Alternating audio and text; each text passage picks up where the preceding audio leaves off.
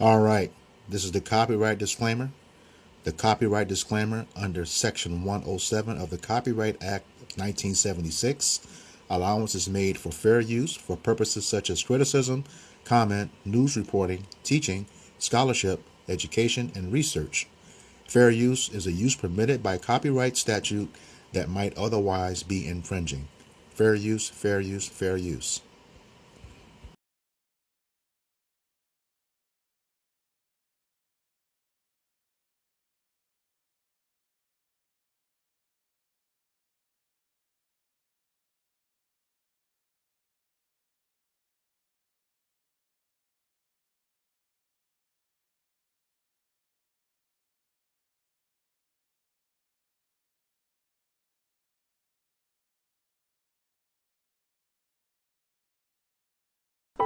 The Lynching of Michael Donald. Michael Donald was born in Mobile, Alabama on July 24, 1961, and was the youngest of 6 children. In 1981, Josephus Anderson, an African-American charged with the murder of a white policeman in Birmingham, Alabama, during an armed robbery, was tried in Mobile, where the case had been moved in a change of venue. The trial ended with a deadlock of a mixed white-black jury.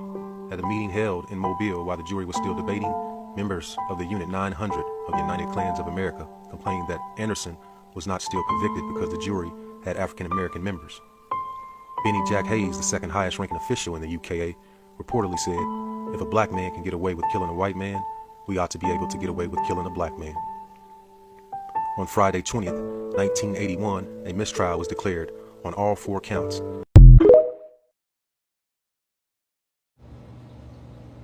All right, Shalom. We are the Hebrew Israelites from the Indianapolis branch of the Great Millstone. We're here to give all praises, glory, and honor to Yahweh, Ba'ashem, Yahushai, Ba'ashem, Rakadash. Double honors to our apostles and elders of Great Millstone who rule well in teaching us this 100% truth. Salutations to them and our fellow Akim who labor in this truth week in and week out on the highways and byways. Also, salutations to the hopeful elect of the scattered 12 tribes of Israel, scattered to the 4 corners of the earth, that be like it to the speckled bird, also known as your Israelite foreigners and your so-called Negroes, Latinos, and Native Americans.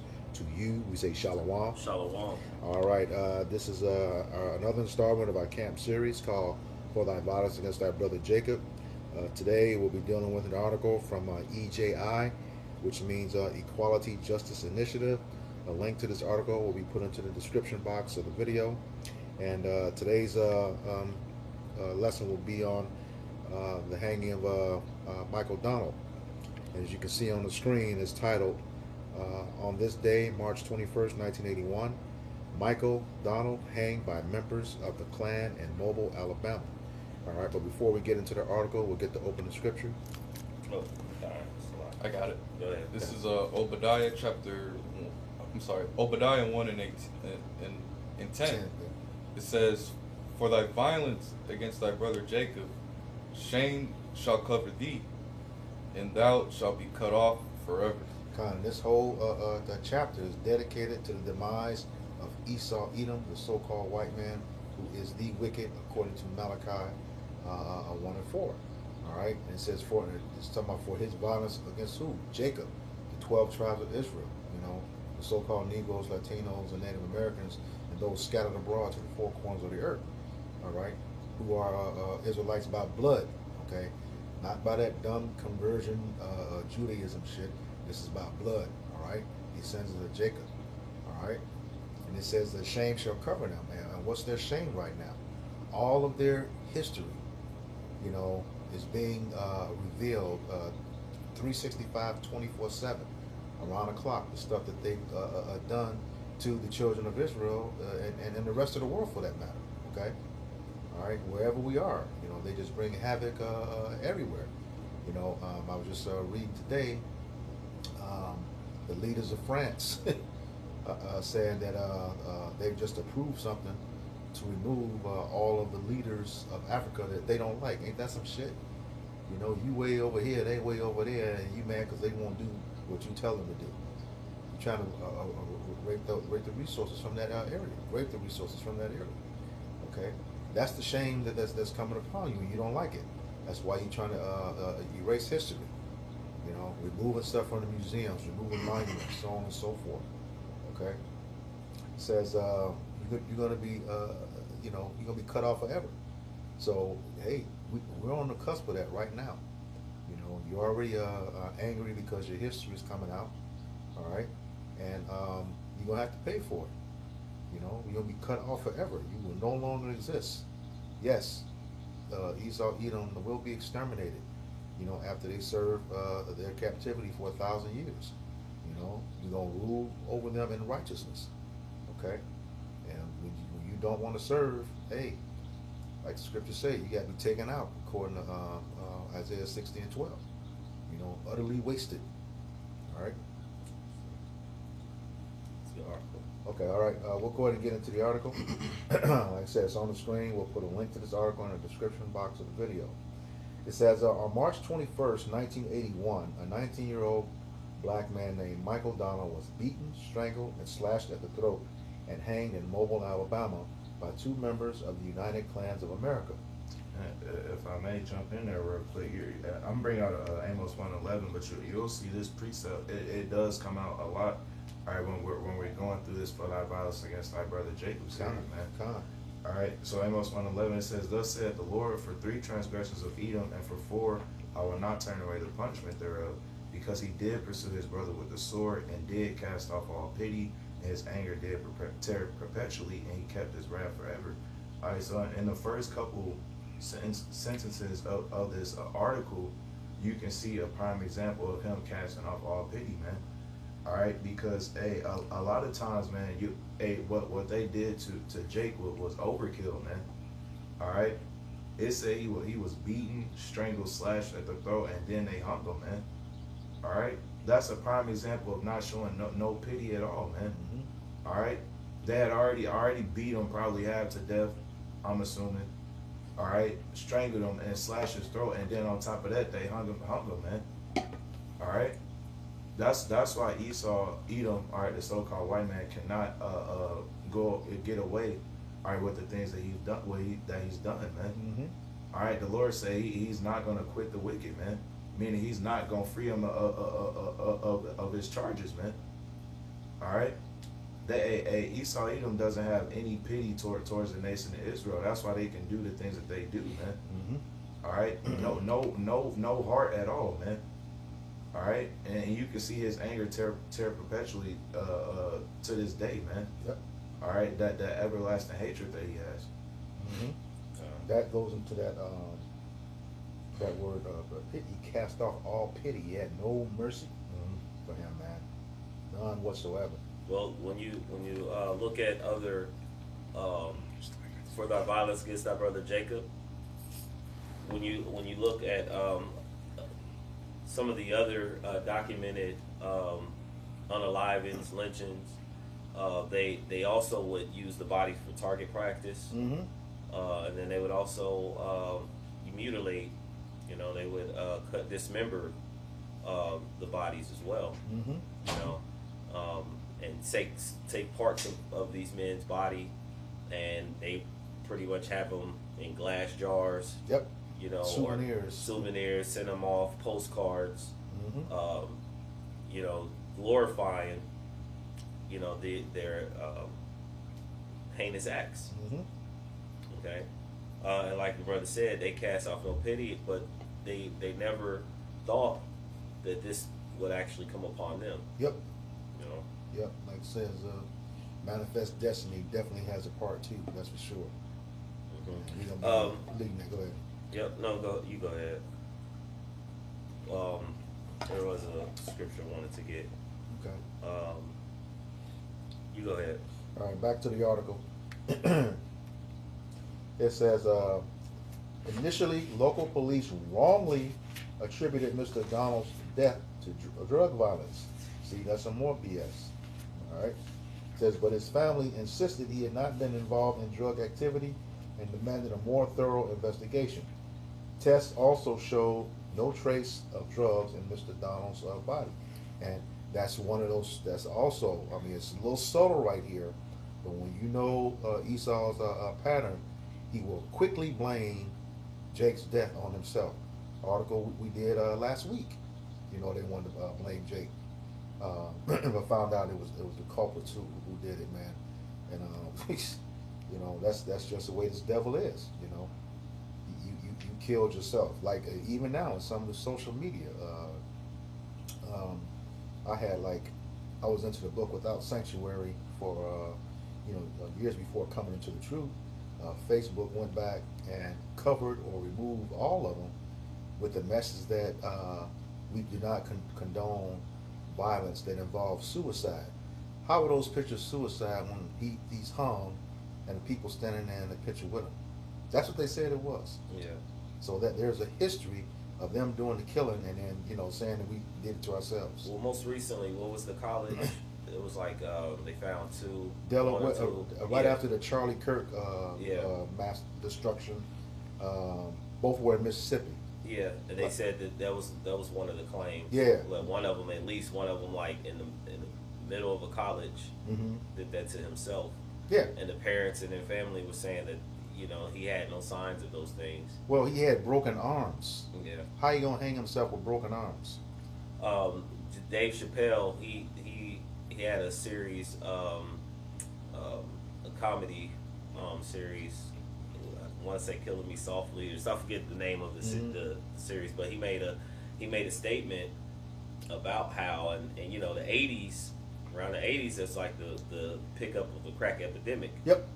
So it was easy at this time to now blame Jake, you know, and put drugs and different crimes on so-called Black, Hispanic, and Native American man, especially the head tribe Judah, Yeah, so-called African American. So he made this statement of how, you know, when they would see a man, like if they came in and unalived the man, or if he ended up like dead, they was like just sprinkle some crack on him, you know. So it was a comedy, the satire, but it was like some truth in that. You know, they was quickly blaming drugs, and everyone at that point would, you know, just continue on.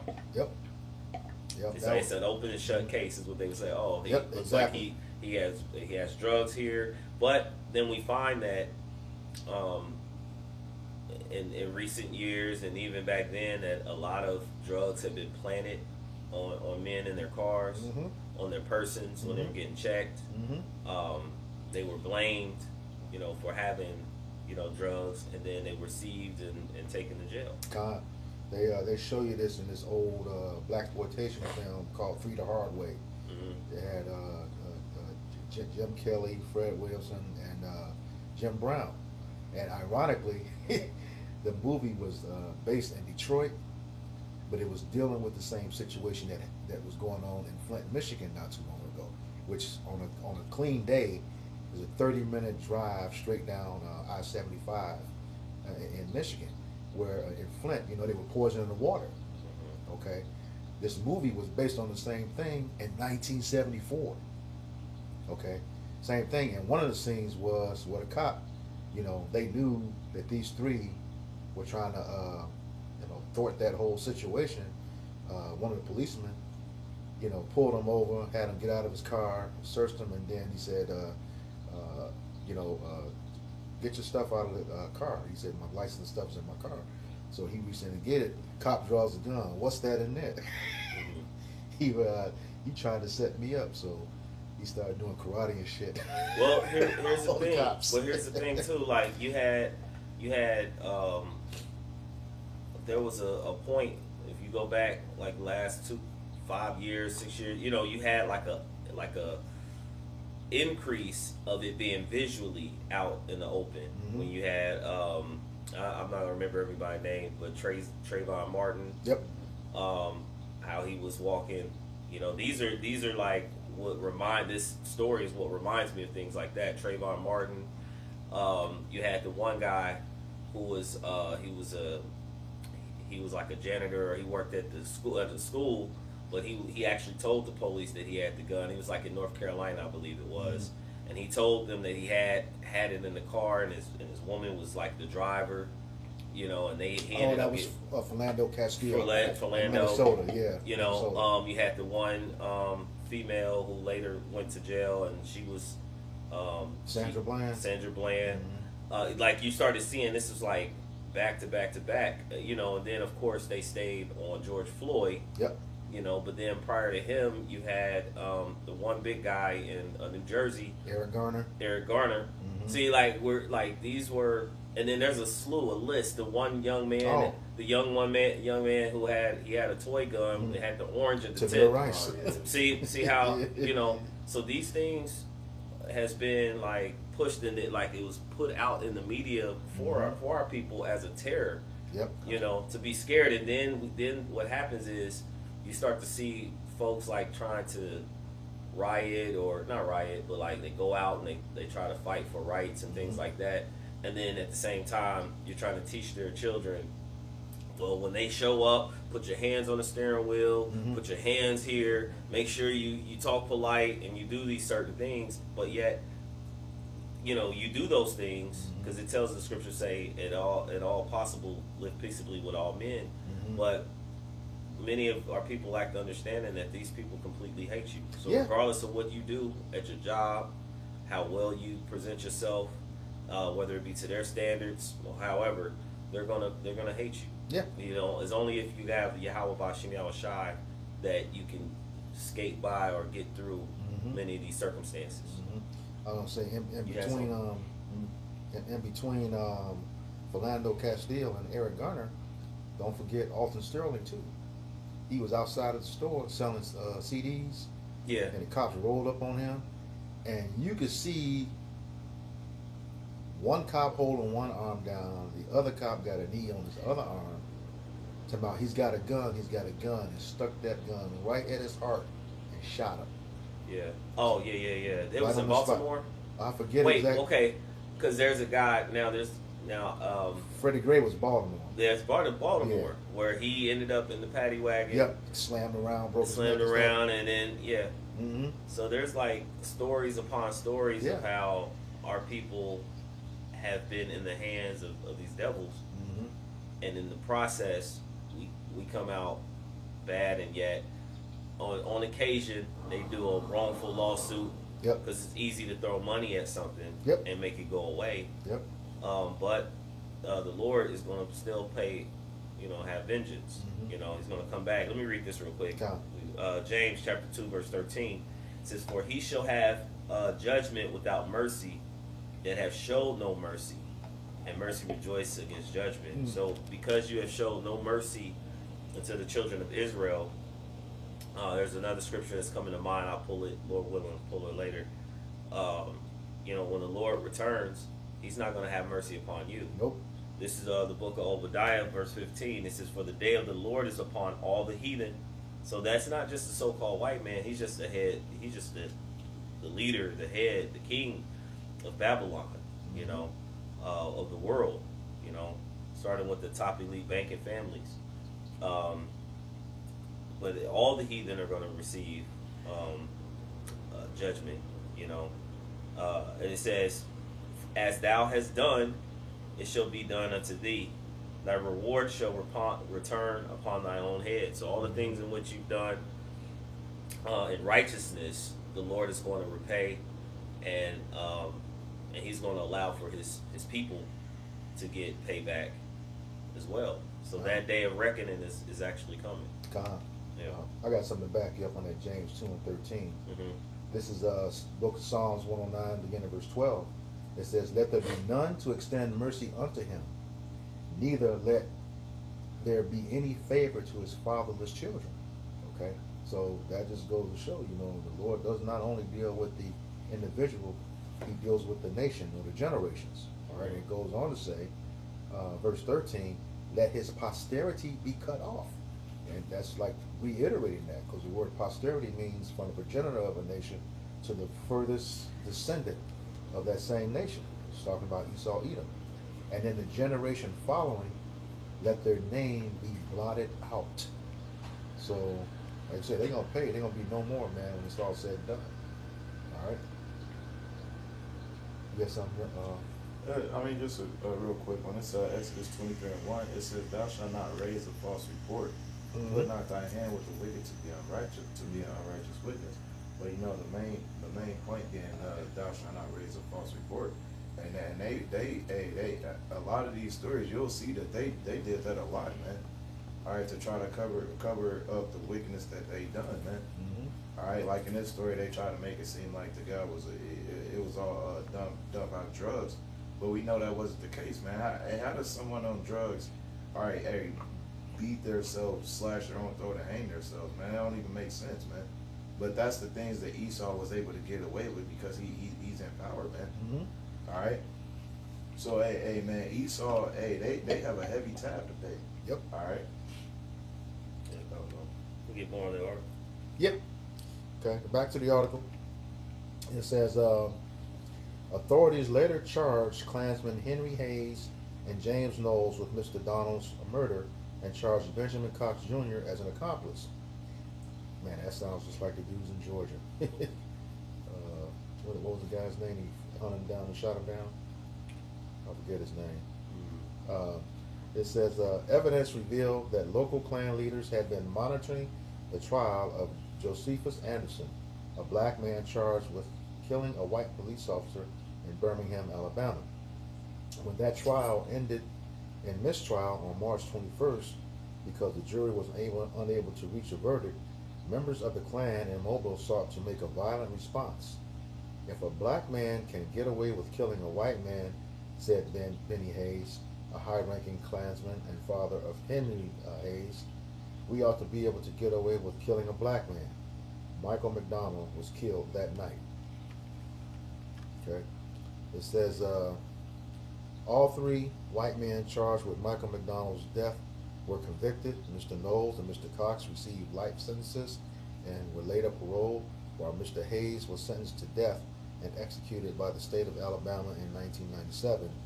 In 1984, Michael Donald's mother, Beulah Donald, sued the United Klans of America. She ultimately won a $7 million wrongful death suit, and though very little money was collected, the ruling did bankrupt the white supremacist organization. All right, that's the end of the article. All right. Precept. I was going to say here, what they didn't include here, I watched some supplemental videos. Also, they didn't get money. Property was seized, in that case. Now, I don't know if she still has it or not, but probably not. You know how they are. It was seized, so something was collected. Is that the last part? Yeah, that was the last part. Okay. This is precept. I was looking for one, but came across this one. It's Proverbs 28:15. It says, "As a roaring lion and a raging bear, so is a wicked ruler over the poor people." And of course, the poor of the people are the Israelites, and we're currently under a wicked rulership. And I just pulled that up as far as in the chat, as far as the meaning, and it just gives imagery. It says the lion, charging bear. Just says in the ancient world, these animals symbolize fear, violence, and destruction. And so this is what a wicked ruler, Esau, so-called white man, has been to our people, a complete terror unto our people. And then they project, those very things not only upon our people, as far as calling them criminals, calling our people sexual deviants, all those things in which they push. Then you have, then they talk about the other nations of how they're. You heard Trump recently, not to go too far, how he spoke about the leaders of Iran. Yeah. Then you would see that these are the very same things in which they actually are doing. When you go back into, their own homeland. Yep. How they're not able to, the Epstein files and things of that nature. But it says a wicked ruler, a corrupt and unjust leader, someone who abuses power, acts selfishly, and rules without moral restraint. So if you look, moral restraint, this is completely this people in today's time, the Lord speaking of. Yep. It says helpless, okay? This is the poor people, those with little power or protection in society. They are the ones who suffer most when leadership is unjust. So, if we're looking at today's time, who's suffering the most? As far as all the things that actually happen in the earth, the so-called blacks, Hispanics, and Native Indians, You know, the 12 tribes of Israel, they're the ones that's suffering Yep. the most, and they're the ones that are in need when it comes down for salvation. Mm-hmm. This is why the Lord, you know, it tells us in Luke 1, you know, that we may serve Him without fear. You know, that He's going to save us, roughly paraphrasing. All right. Yeah, something. Yeah, this is Sirach or Ecclesiasticus, chapter 13. Okay, we're going to end. Okay. Chapter 13 and verse 3. It says, the rich man hath done wrong, and yet he threateneth withal. The poor is wrong, and he must entreat also. So what that's saying is, when the rich man could do stuff, he can get away with it, okay, with impunity, you know, and make you look bad for it. Later on in this book, I think it's chapter 23 and 15, says, he that is accustomed to opprobrious words can never be reformed, okay? And opprobrious means to bring shame and disgrace, okay? Which, you know, goes into the accuser of our brethren, which is Esau Edom. Okay, he will never be reformed, all right? It's like he cannot he cannot learn righteousness. That's what this devil is, okay? And then it says the poor is wrong, and he must entreat also. So even when you tell the truth on these people, you know, you get penalized for it. Okay, you don't want to have to apologize, even if it's the truth. Okay, that's what that means. You know. Let me jump in real quick. Go ahead. This is Proverbs, and you can speak on it. Proverbs, chapter 18, verse 23. It says, "The poor uses entreaties, but the rich answer roughly." Yeah, yeah. That's there. The poor using entreat. Oh well, you know, I'm sorry. That's not what I really meant. You know, you have to apologize to these people. And I tell you, you know, us out here doing this work, no, you're not going to tell us something is red and we can see that it's blue. We're going to tell you just like it is. Don't give a fuck how you feel about it. This is the truth about you. You know, and everybody's starting to see it now for them own selves, even though they still have to see that truth about you, but have a problem seeing the truth that we are the true people of the Bible, the true Israelites. Okay? Which is going to cause a problem for you, because in that same book of Ecclesiastes, it says what it says: when a rich man speaks, everybody holds him up. You know, Holds it Extol it to the clouds. yeah, extol it to the clouds. Yeah, but when a poor man speaks, they look down on him. You know, and that's okay, because what's that? Wisdom of Solomon 5 is going to tell you they're going to be pretty much amazed by the strangeness of our salvation. They're like, shit, that was them we was talking about. Yeah, you're gonna catch it. But yeah, that proverb. Read that again. Yep, Proverbs it says 18. Proverbs chapter 18, verse 23 says, "The poor useth entreaties, but the rich answereth roughly." And that's the thing. They could be brash about their response. You hear that term? They double down on this and double, even though they're wrong. They double down on it. That's what that means, because they have the power. They control the media. You know, can pretty much change the narrative of any story.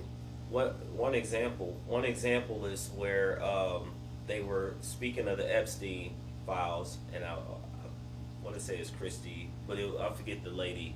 The one that just got fired, Could have been. Christy Nome, Could have been, but Look then like, I'm also thinking of the blind. I always mix. Pam Bondi. Yeah, it was somebody who was they were questioning her. Christy Nome looks like the character from Saw, with the cheeks. Yeah. So they were questioning her this, and she pretty much has said, this is answering roughly. You know, they're asking her about these Epstein files, and she says, she's like, everybody was worried about the Epstein, roughly paraphrasing, you worry about the Epstein files. She said, but stocks have gone up. All the Dows, 50,000 points. That's Pam Bondi. She said that. Yeah, Pam Bondi. Okay, The so blonde airhead. yeah, so it's like, get over it. Yeah. When they talked about us, lift up, you know, your boots, you know, you pull yourself up by the bootstraps, you know. And they just stole the straps. Exactly. So these are the things. They talk about how the enemy, you know, he puffed up, you know. Yeah. And he's also doing it toward, you know, his own brethren, Yeah. his own brothers, Yeah. you know, the other nations. You know, he actually started that off. When I say he, Trump, when he stood before these people in NATO and spoke about how, and he tells you how, you know, men of these other leaders, how of a bad job they're doing, you know, and how they're not good leaders. And he speaks that strongly, you know, about certain ones when certain names come up. You know, that puffeth up. I got a precept to back you up on that. Yeah. This is Psalms 10, and put it in context. I'll start at verse 4. It says, "The wicked, through the pride of his countenance, will not seek after Yahweh Bashem Yahushai. Yahweh Bashem Yahushai is not in all his thoughts." That's because he thinks he is the Most High. You know, the scriptures tell us that. You know, he set his nest above the stars, as if he is Yahweh Bashem Yahushai and none else. Then it goes on, verse 5 says, "His ways are always grievous." That goes back to that wrongly, you know, what was at the end of that? Proverbs 28, 23? 23, it Yeah. says, 23, it says, Slovakia, it was 1823. Yeah, 1823. Yeah. 1823, it says, "The poor uses entreaties, but the rich answereth roughly." Yeah, see, the rich answered, and that's just what she did. You know, when she was asking about, don't be focused on this. You know, the Dow's up. It's up by about 50,000 points. You know, it says his ways are always grievous. Thy judgments are far above out of his sight. That's because he thinks he's the Most High. All right, and he's not. He says, as for all his enemies, he puffeth at them.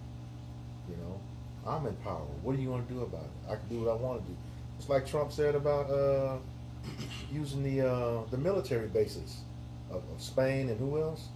He's like, they're ours. What are you going to do about it? Yeah, he said he's going to use it anyway. If Yeah. he wants to, he's going to land in there if he needs it. and use it. But that's that example of him puffing at his enemies because the power's in his hands. All right. All right.